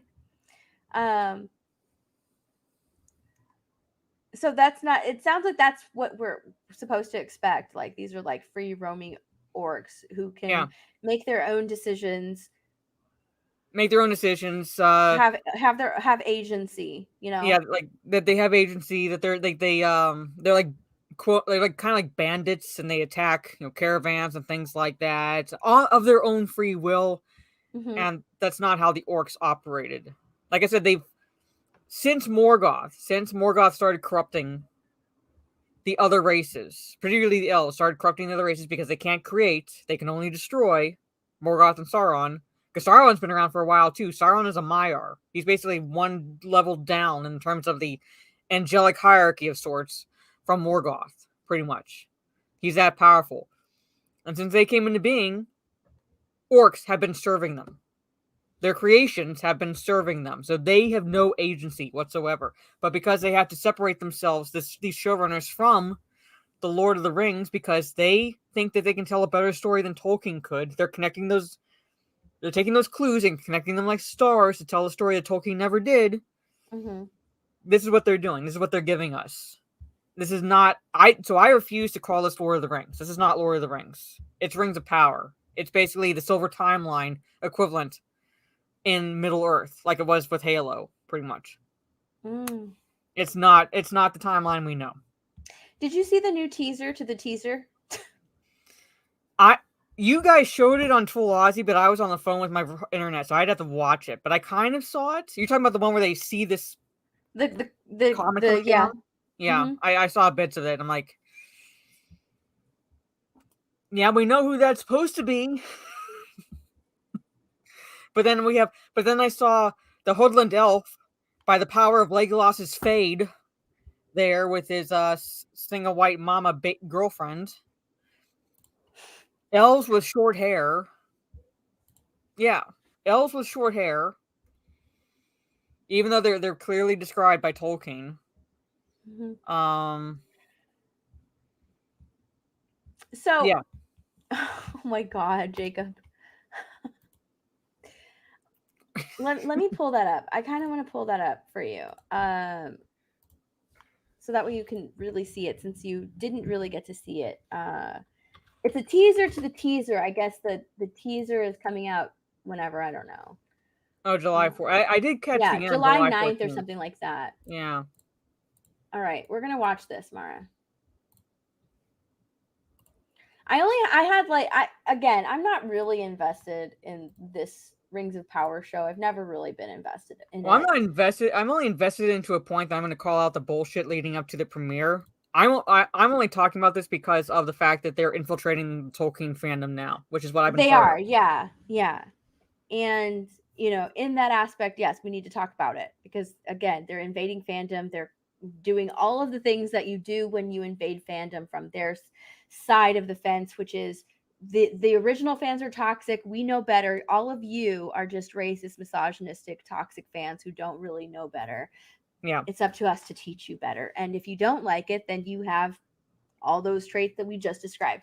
But we're going to watch this. I had like a gripe with it, and I think I said it this morning. But let's do it. Mm-hmm. So this is a teaser for a teaser. Yeah. Okay. Let's start from the beginning. Those I'm not sure what Lyndon said this morning, but the small species, those are Harfoots. Lyndon didn't say much. He Well, he never says much, but these are Harfoots. He actually stayed pretty quiet this morning. They're predecessors to hobbits, pretty much. Apparently, this is one of the most expensive series ventures ever with the series. Yeah. And this right here, it looks like a wig. Harfoots are described as like browner of skin, meaning more like ruddy tan, because like hobbits, basically the predecessors of hobbits, they work outside. They farm the land. So basically outside, they're in the sun, they're going to be tanner. They're not going to be pale. But they took that brief description of Harfoots from Tolkien. Oh, that must mean they're black. Right. Yeah, and there's an issue with taking the writer's work and manipulating the things that he says, but I'm just saying. Well, that looks like they took like a bunch of sheep wool and just like stuck them on his head. Yeah. And I can tell that that's a wig, and you're not supposed to. You know what I mean? No, at least with like the Hobbits and like the Lord of the Rings movies, where it's like I'm not saying necessarily that there was that real hair, but it looked real. Like it didn't look like a wig. Any wigs. This looks good. I don't mind this scene. The scene looks fine. And visually, yes. But at the same time, it's like it's an in-name only character, so it's like. Yeah. This looks fake as hell. Oh yeah, definitely fake. And also, look, short hair elves. Elves are described as having long hair because they were made in the image of Iluvatar, who's like basically the supreme being. Look at this shot right here. I have no idea what those are supposed to be. I'm just saying, this looks. What's up, Ryan? Hi. This looks so fake. Like it's just bad CGI, is what I'm talking about. Yeah. Terrible. Yeah, they could have gotten away with making like Hispanic and Mediterranean almost. At least like that would be like more closer to the skin tone. So. This looks like bad CGI. But okay, that's supposed to be Galadriel. That's supposed to be Durin. Mm-hmm. So, and he's married to the Black Dwarf princess. That's Elrond. That is Elrond. Yeah. Again, and the guy behind him. Did Lyndon show you what Celebrimbor actually looks like? No. Here, I'll bring up a picture and I'll show you of like what Celebrimbor is supposed to look like. My only gripe with this show is it gives me the same feel, the same See if I can find like a good picture. Aladdin did, as the live action Aladdin, where I'm watching this and I'm like, it looks like a stage production. Yeah. It looks like this is a stage production. Why? Because the world itself doesn't feel lived in. The characters look like they were pristinely placed in this world, but it doesn't look lived in. If I'm making sense, I'm not sure how to explain what I mean, but it looks like it's just like in Aladdin. Like in Aladdin is living on the street. He's a street rat. He has no home. Well, I mean, he has a home, but I mean, he's living on the street, right? But his clothes are like nicely sewn together. He's not dirty. He has a cute little cap and a monkey. His clothes look like everybody else's, except he's supposed to be a street rat. He's supposed to be poor. So it looks like this world was created and these characters were pristinely placed in this nice, clean world. And that's how this looks.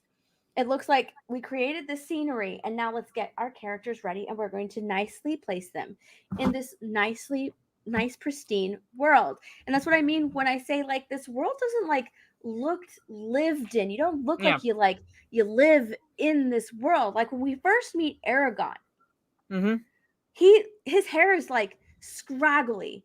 His hair is scraggly. He's kind of like sweaty and dirty. His hands and nails are always fucking dirty. Mm-hmm.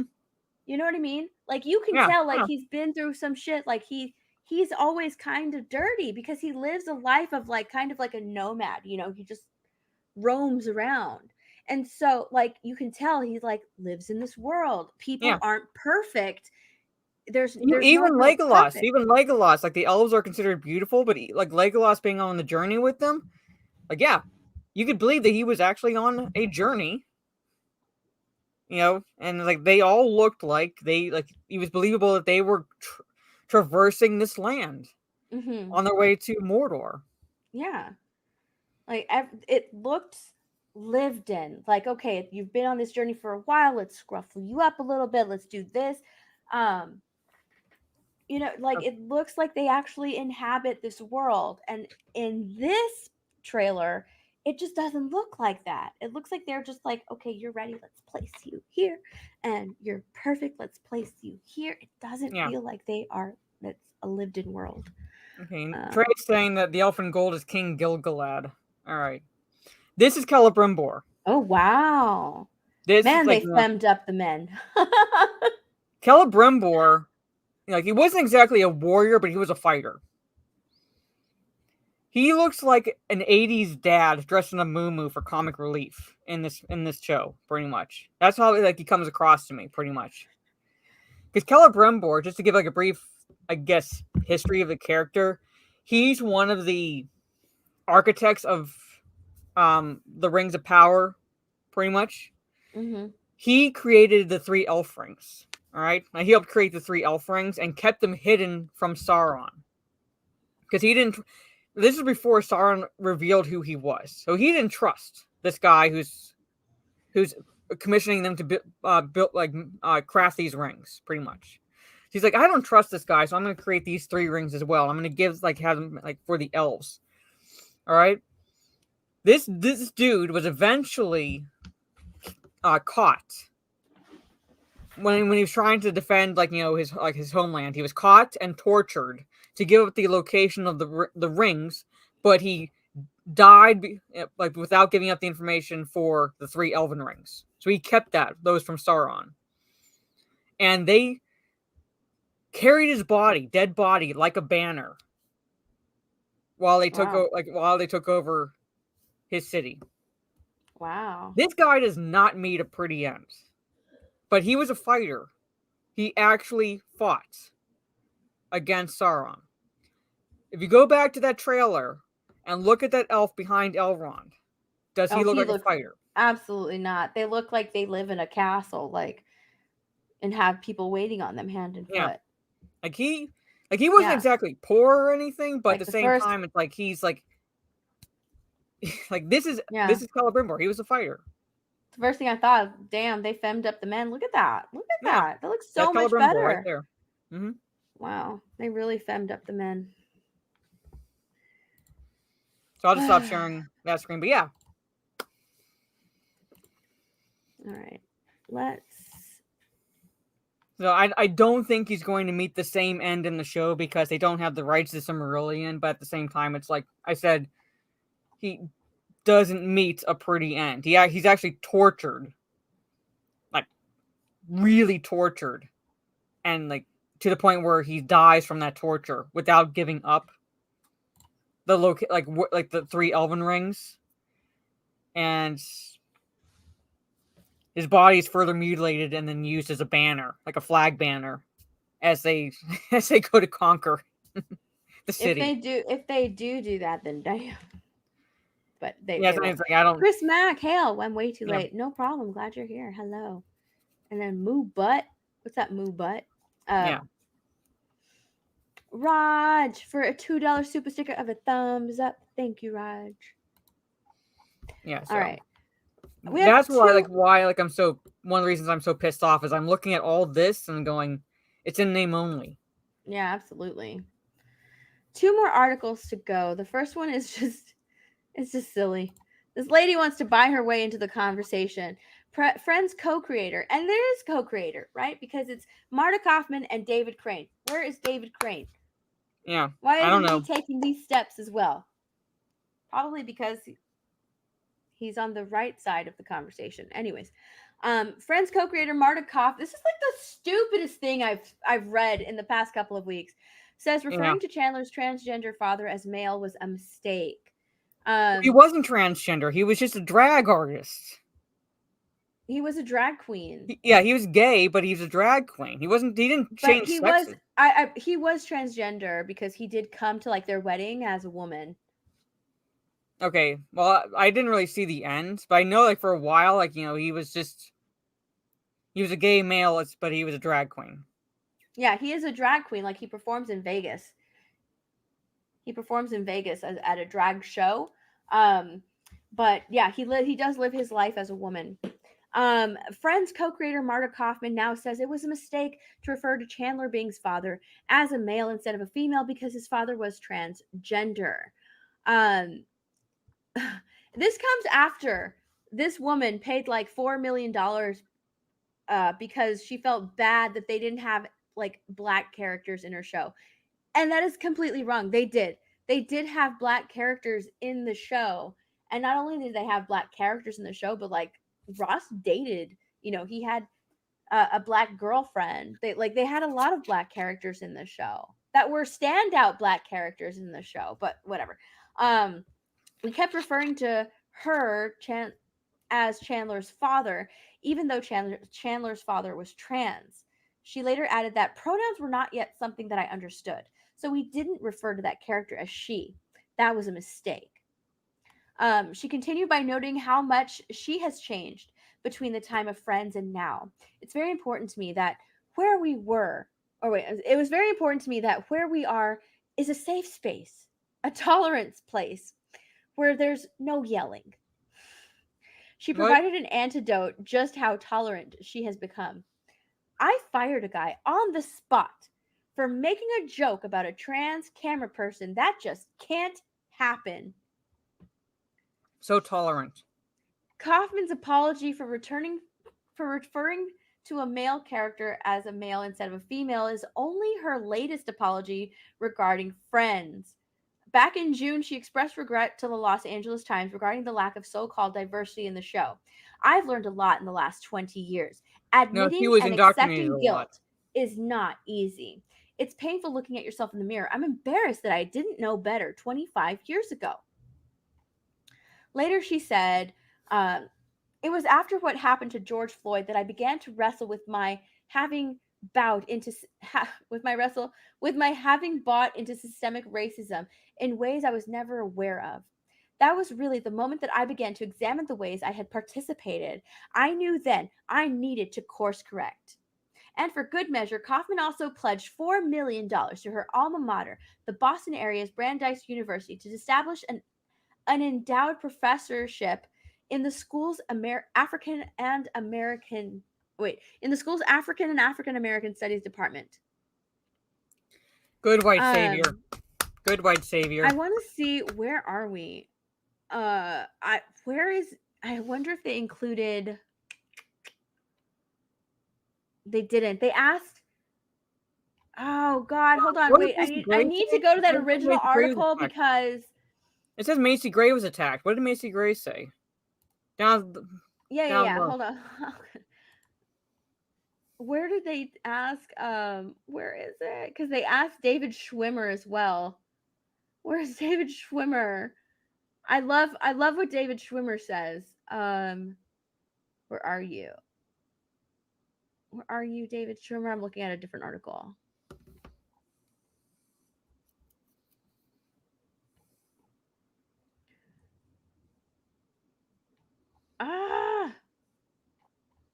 It doesn't have it. Hold on. I need to read what David Schwimmer says because he was just like, whatever.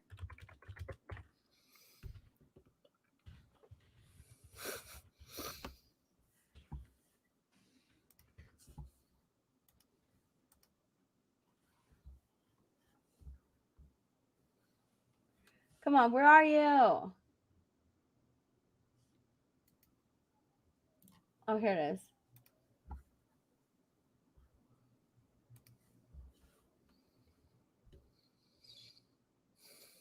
Sorry.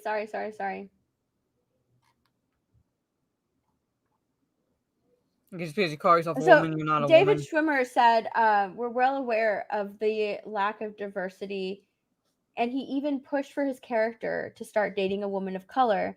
He also said that, like, I can't find that quote of his. I thought this was it. It's not.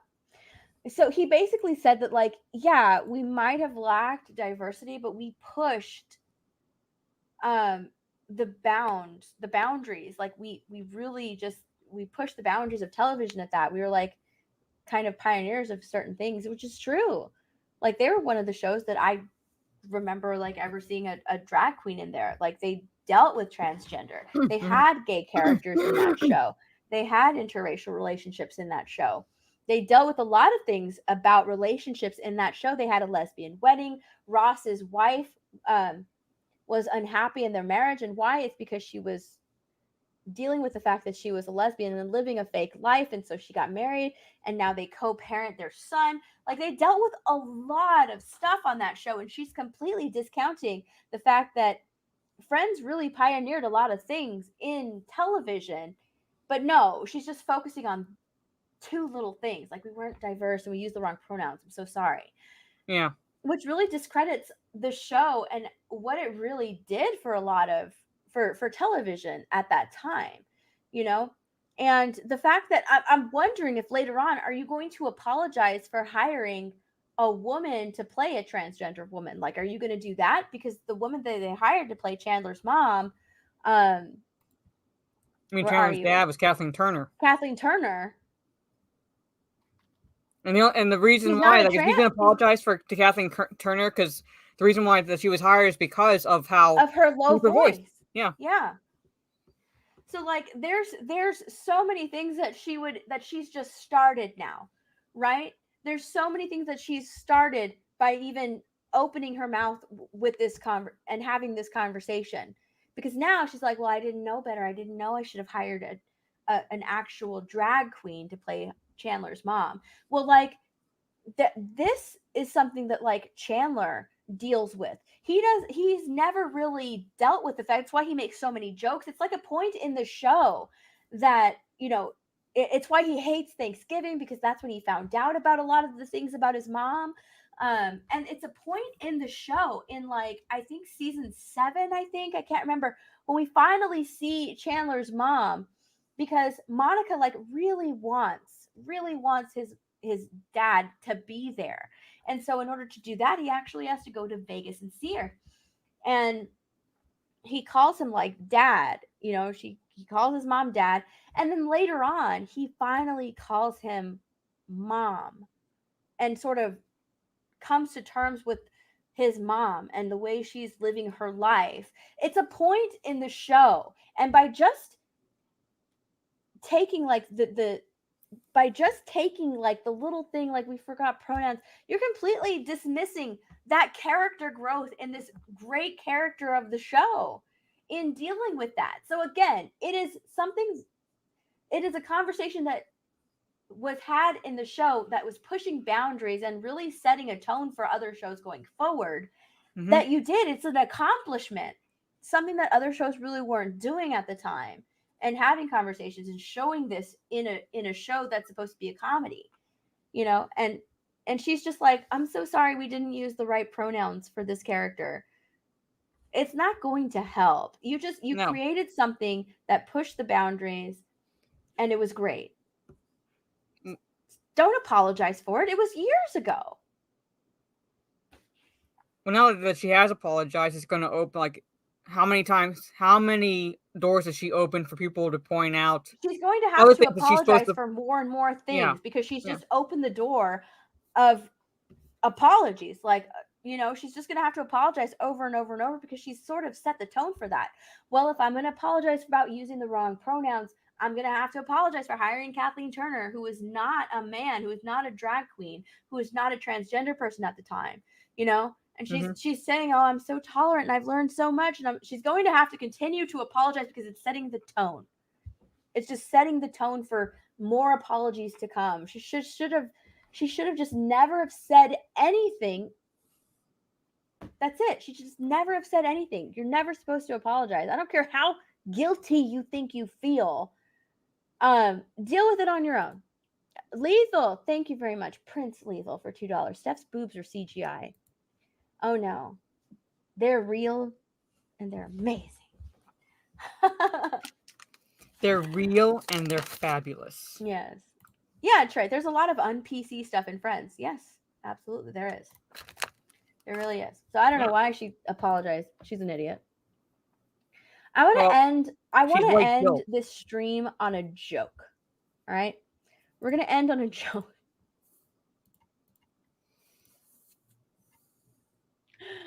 God damn it. I forgot to take the ads away before I shared.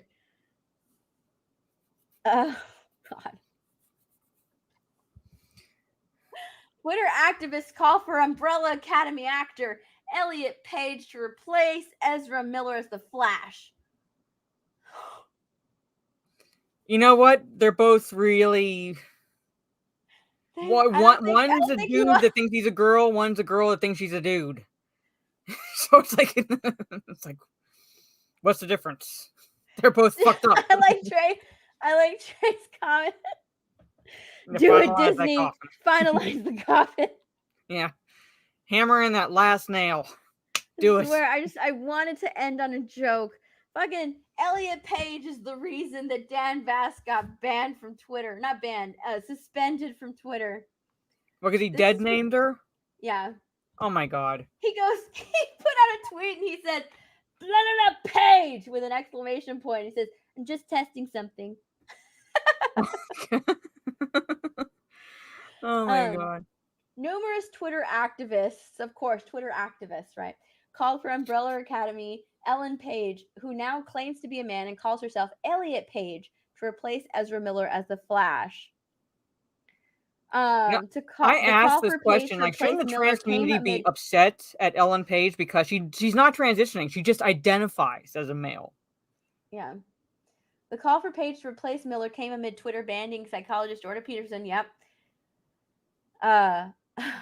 for hateful conduct after he tweeted, remember when pride was a sin and Ellen Page just had her breast removed by a criminal physician?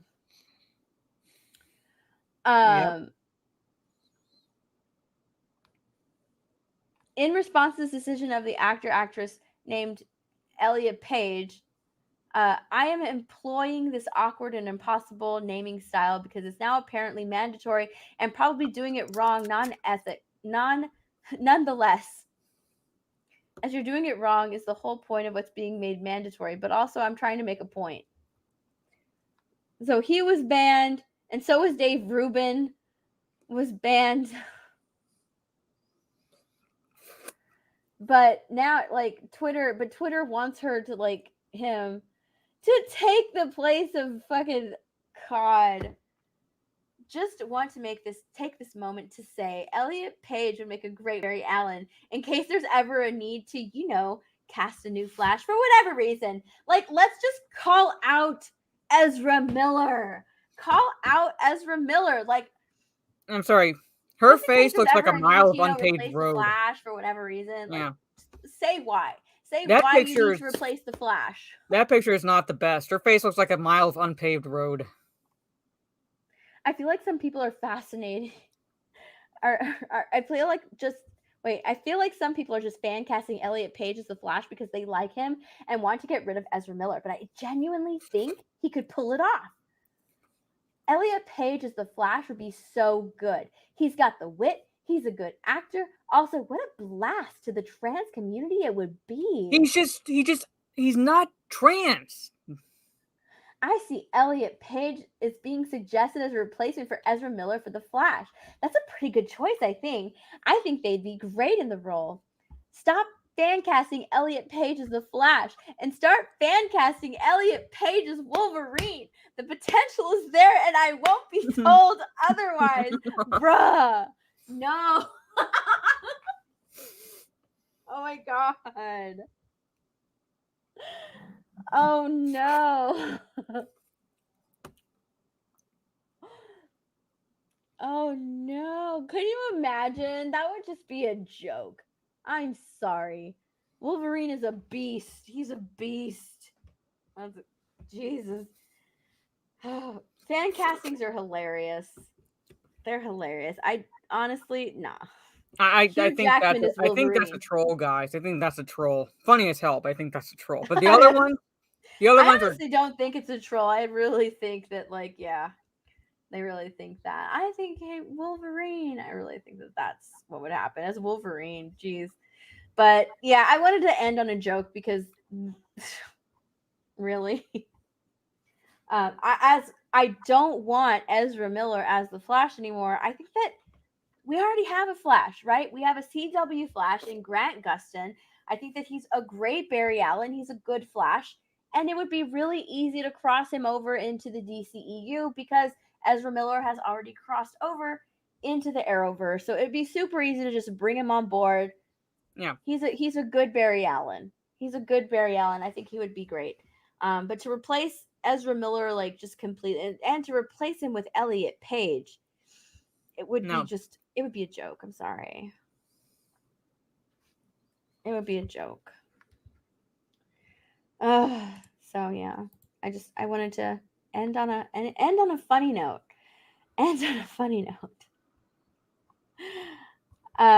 Holy Sheep Sidian, thank you. $50 super chat. Thank you so much. I really appreciate that. Thank you so much. Damn,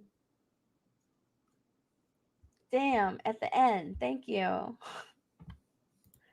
Odin's movie blog he's in Twitter jail too?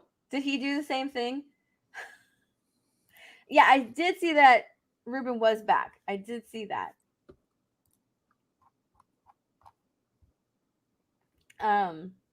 Gosh, that's so. I just saw that and I started laughing because I was like, oh no. I was kind of like with Trey, like, just do it. When, do it. well, here's the thing. Here's the rub, okay? When they are asking for us to respect, characters, right? Like, let's only have Black people voice Black characters, Black animated characters. We need trans people to be cast as trans characters. We want, when they're asking for that, okay? Barry Allen is a man. Yeah, he's a man. Barry Allen is a man. So he's not a trans man. No. Barry Allen is a man. So if you're gonna ask to respect all of these other characters, you have to respect just regular plain characters that are male and female. Just saying.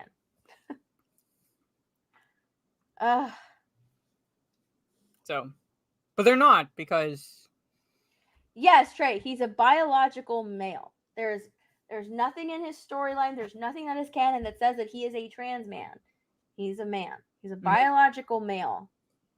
So. Oh, man. All right. I think we're going to end it here. I only wanted to go for like an hour and a half, and we're like on regular time, like almost 2 hours in. Yep. But anyways, all right. Thank you guys so much for hanging out with us. Mara, what do you got? Taking a break from Twitch streaming because got a new PC. Well, like new PC. It's like not my first PC, but it's the first PC I've had in a while. So I'm going to be streaming with this setup, but I have to get like a second monitor set up, and I'm not going to order that until my Twitch pay, which is early next week. And I got to figure out how to stream with my PlayStation right here as well. So you'll probably only see me on YouTube making videos and live streams this week. So that's pretty much where you can find me. So try to get videos out as much as possible. Can't guarantee it because, like I always say, I don't believe in clickbait. So I don't care if it's a hot topic. If I'm not into it, I'm not going to talk about it because you'll be able to tell that I don't care. I won't be able to fake it pretty much. So yeah, that's it. That's all where you can find me at least this coming week until I get this whole streaming situation up and running with my new PC. Okay. And you can find me on YouTube, Instagram, Twitter, and Twitch. I think I just need like less than 50 followers on Twitch to reach my goal of 1,500. So if you're not following my Twitch, that'd be greatly appreciated. And then I'm also, fuck it, here you go. There's my TikTok. We have so much cringe on TikTok. And yeah, I want to start putting some stuff up on TikTok that's not cringe. So follow me on TikTok if you have a TikTok. There you go. I avoid And also TikTok. follow Ryan's TikTok, because I mean I post stuff on Ryan's TikTok and the G&G TikTok. I post there too. So we're trying to, make TikTok sane at least a little bit, and wholesome at least a little bit. But anyways, all right. We will see you guys Bless your next heart. week. It's On gonna my be hard to channel. make it wholesome. It's gonna be hard. I'll see you later. Bye.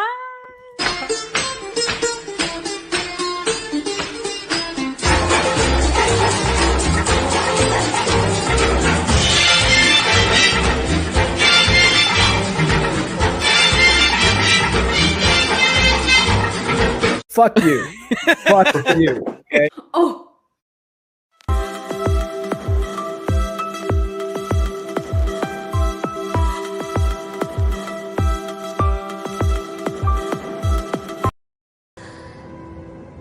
Anakin, you're breaking my heart.